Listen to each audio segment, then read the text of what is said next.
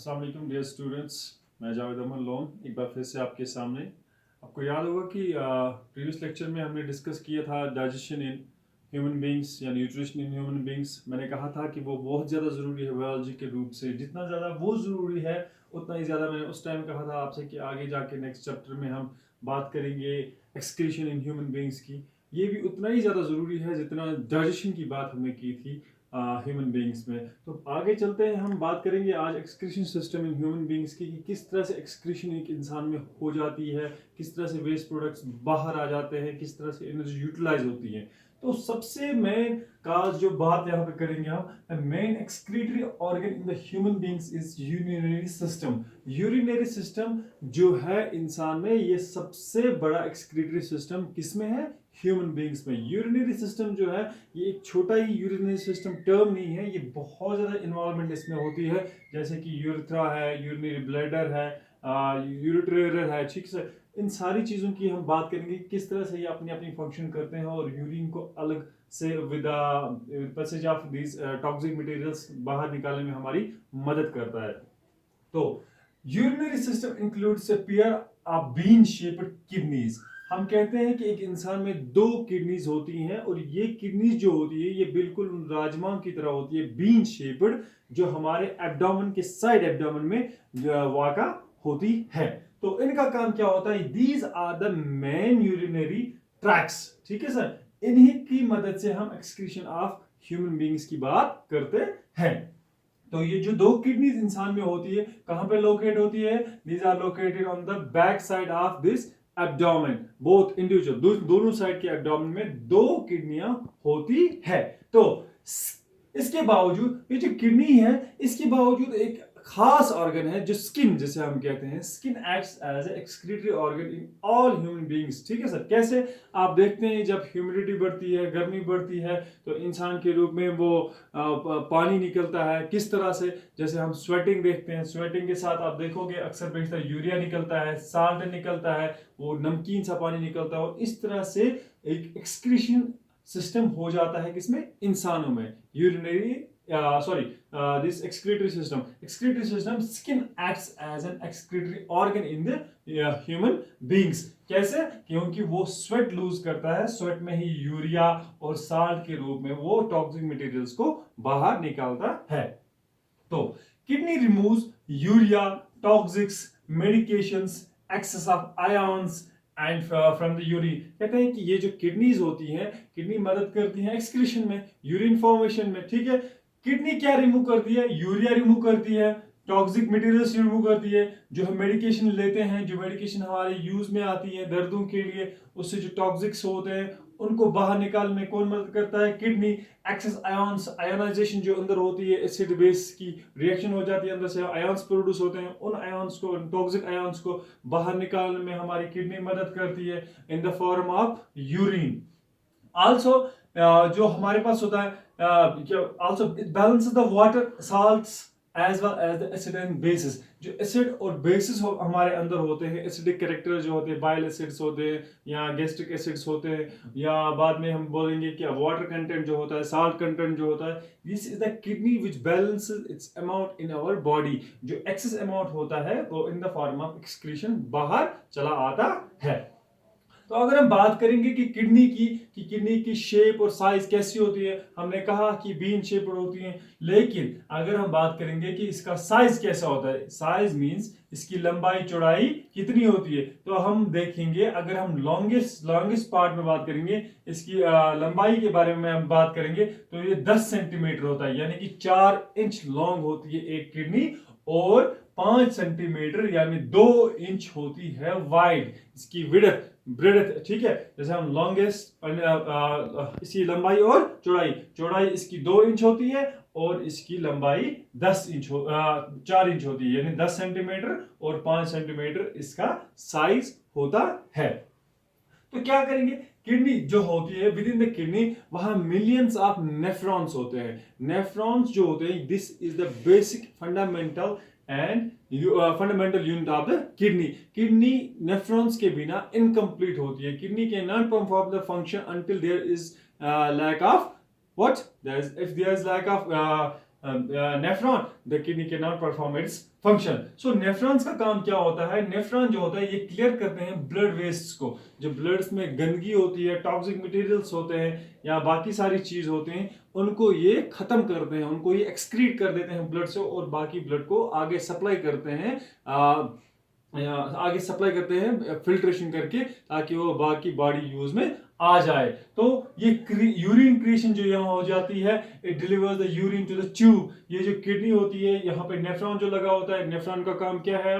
ये प्यूरिफाई करता है ब्लड को, और यहाँ पे एक ट्यूब सा लगा हुआ होता है जिसके थ्रू ये यूरिन डिलीवर करता है ऑनवर्ड्स, आगे किसकी तरफ? यूरेटर की तरफ। यूरेटर एक पाइप जैसी लगी होती है किडनी के साथ, जो यूरिनरी ब्लैडर के साथ लगी हुई होती है, इसके थ्रू ये यूरिन पास करती है, जिसके अंदर बाकी सारे टॉक्सिक मटेरियल्स लगे हुए होते हैं।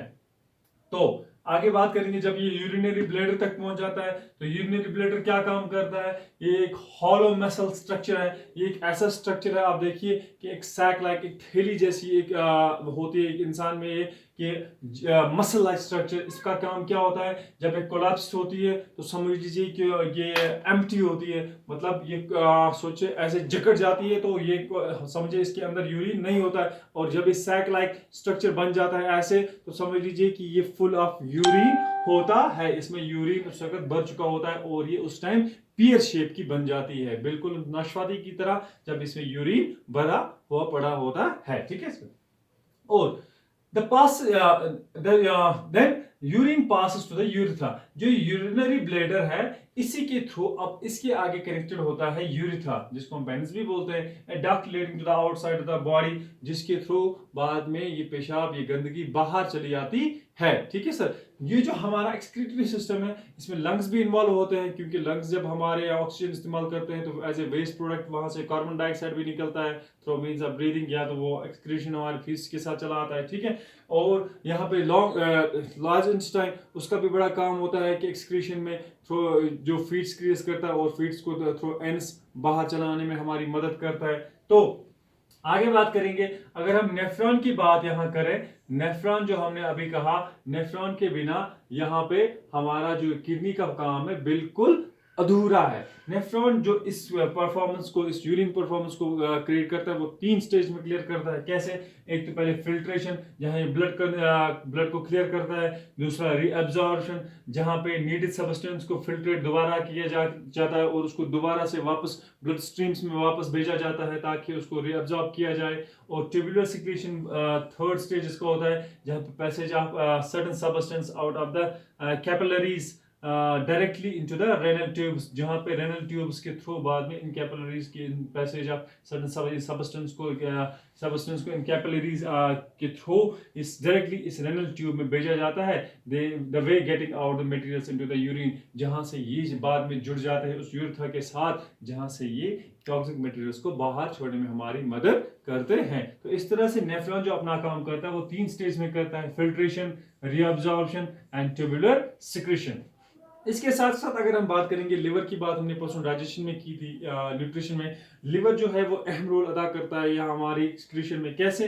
It removes ammonia converted into the less toxic urea. जो हमारे अंदर अमोनिया प्रेजेंट होता है, ये लिवर जो होता है ये उसको कन्वर्ट करता है लेस टॉक्सिक यूरिया में। उतना टॉक्सिक जो यूरिया होता है हमारे लिए, जिससे अंदर हमारी कुछ प्रॉब्लम्स हो जाती है बाद में, उसको कम कर देता है, उसकी टॉक्सिसिटी को कम कर देता है। कौन? Liver also chemically change and filters out the certain drugs such as the penicillin and the erythromycin। कहते हैं कि erythromycin या क्या बोलते पेनिसिलिन, जो एंटीबायोटिक्स हमारे यहाँ हम जब देते हैं किसी दर्द के लिए, ये इनकी केमिकल चेंज को फिल्टर करके, जैसे ये ड्रग्स होते हैं अंदर जैसे ही लेते हैं, तो it's a liver which chemically filters them, जो इनकी टॉक्सिसिटी को कम कर देता है ताकि अंदर हम इन्फेक्शन से बच सके।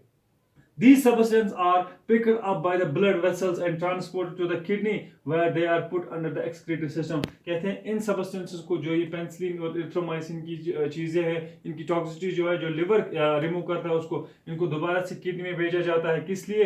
ताकि इनको ब्लड में ट्रांसपोर्ट किया जाए और एक्सक्रीटरी सिस्टम तक वापस पहुंचाया जाए। तो आगे बढ़ते हैं। तो स्ट्रक्चर की बात अगर हम करेंगे कि किडनी किस तरह की होती है, जैसे मैं आपको कह चुका हूं ऑलरेडी कि बीन शेप्ड होती है किडनी। ये देखिए, ये 2 किडनीज मैंने बनाई है यहाँ पे। ये 2 किडनीज हमारे 2 साइड के एब्डोमेन्स में लगी हुई होती हैं, ठीक है। इसका मैंने अभी आपको कहा कि साइज इसका 10 सेंटीमीटर या 5 इंच, ठीक है, या 4 इंच, सॉरी 4 इंच या 2 इंच और 5 सेंटीमीटर लेंथ एंड ब्रेड्थ, ठीक है। ये दो हमारी किडनीज जो होती हैं इस तरह से हमारे साइड एब्डोमेन में लगी हुई होती हैं। और यहाँ ऊपर अगर हम बात करेंगे तो ये vena cava, super vena cava जो हमारी आर्टरी होती है, ठीक है। और यहाँ पे ये आयोटा है, ठीक है। ओके, ये जो यहाँ पे हम इसका कनेक्शन देखेंगे, ये जो यहाँ पे क्या बोलते हैं, हमारे किडनीज इनके साथ जुड़ी हुई होती है वेन्स के साथ, ये रेनल वेन, ठीक है। ये यहाँ पे रेनल वेन की बात करेंगे जो वेना कावा से आती है, और ये आयोटा से जो आती है ये रेनल आर्टरी बनाती है, ठीक है। और यहाँ पे इसको जो यहाँ क्या बोलते हैं, ये किडनीज की साइड अगर ये देखेंगे तो मेडुला बनता है यहाँ पे, ठीक है। और यहाँ पे इसका कॉर्टेक्स होता है, और ये इसका पेल्विस बनता है, पेल्विस जहाँ पे इसका वो पाइला ग्लोबोसा बनता है, नेफ्रॉन की शक्ल आ जाती है, यहाँ से फिल्ट्रेशन हो जाती है, ठीक है। तो ये जो किडनी यहाँ से इसका ये मैंने जो कहा था यूरिन फॉर्मेशन हो जाती है, और ये जो ट्यूब यहाँ से आता है, this is called the ureter. Ureter जो क्या है, जो ट्रांसपोर्ट करता है यूरिन को from kidneys to the urinary bladder. और ये जो सैक लाइक स्ट्रक्चर मैंने आपको बोला था, एक मसल लाइक स्ट्रक्चर होता है, जब ये कोलैप्स हुआ होता है तो इसमें यूरिन प्रेजेंट नहीं होता है, और जब यूरिन होता है तो पियर लाइक स्ट्रक्चर बनाता है, तो इसको हम बोलते हैं यूरिनरी ब्लैडर, ठीक है। और ये जो यहाँ पे है, this is the urethra. Through means are the pens via through we can excrete the things और दीज टॉक्सिक मटेरियल्स। अगर साथ ही साथ इसकी बात करें तो यूरिन जो हमारे यूरेथ्रा से एक्सक्रीट हो जाता है, इससे हम कई बीमारियों का भी पता लगाते हैं, जैसे कि हम डायबिटीज के बारे में पता कर सकते हैं, यूटीआई यूरिनरी ट्रैक्ट इन्फेक्शंस के बारे में पता कर सकते हैं, स्टोन्स के बारे में बात कर सकते हैं, रेनल डिजीज के बारे में बात कर सकते हैं directly which are connected to the kidneys, ठीक है। और इसके लिए हम बाकी सारे टेस्ट भी करते हैं, जैसे यूरोग्राफी करते हैं, अल्ट्रासाउंड करते हैं, यूएसजीज एक्सरेज करते हैं, बायोप्सीज करते हैं, ठीक है सर। इन सारी बीमारियों के लिए अगर ये बीमारियां हमें इस पेशाब के थ्रू पता चल जाती हैं कि भाई इसमें कोई ना कोई इन्फेक्शन है, कोई ना कोई बीमारी है, इसके लिए ओवर द काउंटर मेडिकेशंस हमें मिलती हैं, कुछ एंटीबायोटिक्स के थ्रू ठीक हो जाती है। और कहीं पे शायद अगर इतना ज़्यादा बीमारियों का खतरा रहा हुआ होता है, जहाँ पर रेनल फेलियर हो या रेनल डिजीज हो, कुछ ऐसी बीमारियां हो या स्टोन्स हो, स्टोन्स के लिए हम मेडिकेशन का इस्तेमाल करते हैं। अगर वैसे ना हो तो हम रेजिस का आजकल लेजर इस्तेमाल करते हैं, या तो ओपन सर्जरी का इस्तेमाल करते हैं, रेस्ट ऑन। अगर हमारे पास हमें रेनल फेलियर होता है तो इसके लिए कोई और ऑप्शन नहीं बचता, या तो हमें रेनल किडनीज का चेंज करना पड़ता है, कि किडनी ढूंढनी पड़ती है कि किडनी को इसकी जगह रिप्लेस किया जाए, ताकि किडनी फंक्शन अपनी दोबारा से कर पाए और ये एक्सक्रीशन सिस्टम हमारा बना रहे। या तो डायलिसिस मशीन्स आई हैं, जिसकी वजह से हमारा ब्लड प्यूरिफाई होके हमारे बाकी जिस्म के पार्ट्स को चला जाता है। और इस तरह से हमारे ह्यूमन बीइंग्स में एक्सक्रीशन का सिस्टम शुरू और ख़त्म हो जाता है। उम्मीद है कि आपको ये लेक्चर पसंद आया होगा। कमेंट में ज़रूर लिखिएगा कि कहाँ पे आपको कोई मुश्किलात आई, तो मैं आपके सवालों का जवाब देने के लिए तैयार हूँ। Thank you so much.